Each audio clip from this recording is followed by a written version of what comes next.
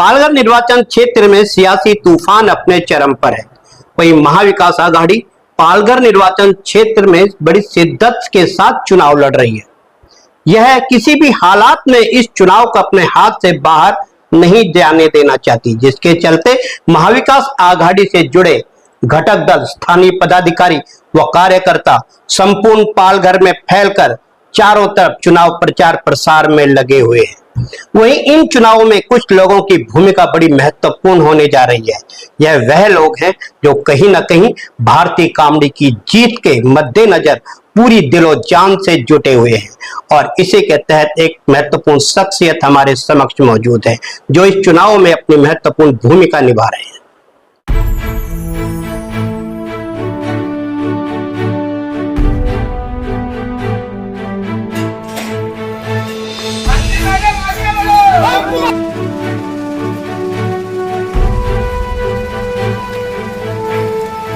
Sir जी नमस्कार।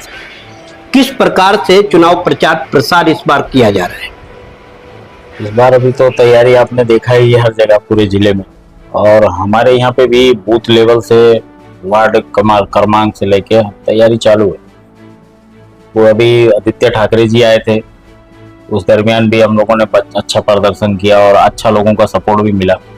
और हम लोग जो एरिया बाय एरिया प्रचार कर रहे हैं उसमें भी अपने को अच्छा समर्थन मिल रहा है। और इस बार जहां तक है कि कामड़ी मैडम को जीत निश्चित है। स्थानीय तौर पर चाहे कांग्रेस हो चाहे शिवसेना उद्धव गठ हो, उनके स्थानीय पदाधिकारी, स्थानीय कार्यकर्ता किस तरह का चुनाव प्रचार प्रसार कर रहे हैं? एकदम डोर टू डोर हम लोग प्रचार कर रहे हैं और इस बार बहुत अच्छा रिजल्ट आएगा। उनके समर्थन से तो ऐसा लग रहा है कि कोई हमारे विरोध में है ही नहीं, हम वन मैन शो है। शिवसेना उद्धव ठाकरे गठ से कई नेता यहाँ पर प्रचार प्रसार के लिए आ चुके हैं, खासतौर से आदित्य ठाकरे भी आ चुके हैं, उद्धव ठाकरे जी भी आ चुके हैं और फिर से 14 तारीख को आने वाली ये तमाम जो परिस्थितियां हैं ये किस तरह का माहौल बना रही? अभी तो उद्धव जी पालघर में आके गए, आदित्य जी विरार में आके गए, अभी फिर उद्धव जी आ रहे हैं वसई विरार में। तो ये हमारे जीत की ही निशानी है जो आ रहे हैं और यहाँ के लोगों की मोहब्बत है जो उनको आना पड़ रहा है। ये चुनाव है, ये किन मुद्दों पे लड़ा जा रहा है? चुनाव आज तक विकास पे लड़ा जा रहा है। पालघर में तो विकास के नाम पे सिर्फ लूट हुआ है और इस बार शायद अगर बदलाव हुआ, महाविकास आघाड़ी के कैंडिडेट भारती का ताई जीत के अगर आई तो इस बार विकास होगा। रोड, गटर, स्ट्रीट लाइट सब चीज क्या है वो सही विरार।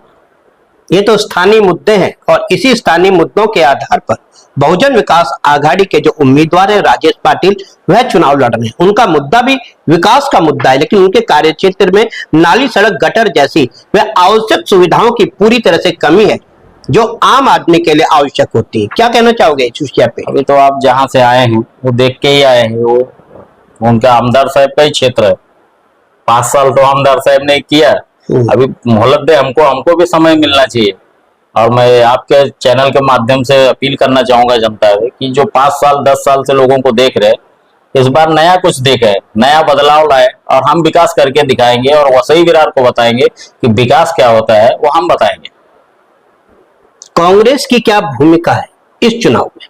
कांग्रेस की महत्वपूर्ण भूमिका है, जैसे पूरे देश में हो रहा है ऐसे यहाँ पे भी है। बस यह है कि महाविकास आघाड़ी के कैंडिडेट है और हम आप सबसे अपील कर रहे हैं आपके चैनल के माध्यम से कि हमारा मसाल चुनाव चिन्ह निशान है और उस पर भारी मतों से विजयी बनाएं। विशेष तौर पर इस चुनाव में आपकी क्या भूमिका है? आप क्या कर रहे हो? एक जिम्मेदार पदाधिकारी होने के नाते आपकी भूमिका कहां तक इस चुनाव में नजर आ रही है? मैं नाला सुपारा ब्लॉक का प्रेसिडेंट हूँ और हमारे ब्लॉक में जितने वार्ड हैं, जो भी वार्ड अध्यक्ष हैं, सब डोर टू डोर प्रचार कर रहे हैं। हमारे राहुल गांधी जी की घोषणा पत्र हैं 5 गारंटी, वो हम लोगों के घर घर पहुंचा रहे हैं। और अगर हमारी सरकार आ रही है तो हम वो घोषणा जैसे कर्नाटक में जहां जहां पे हमारी सरकार है वहां पर राहुल जी जो पूरा किए हैं वो हम यहाँ भी पूरा करने वाले हैं।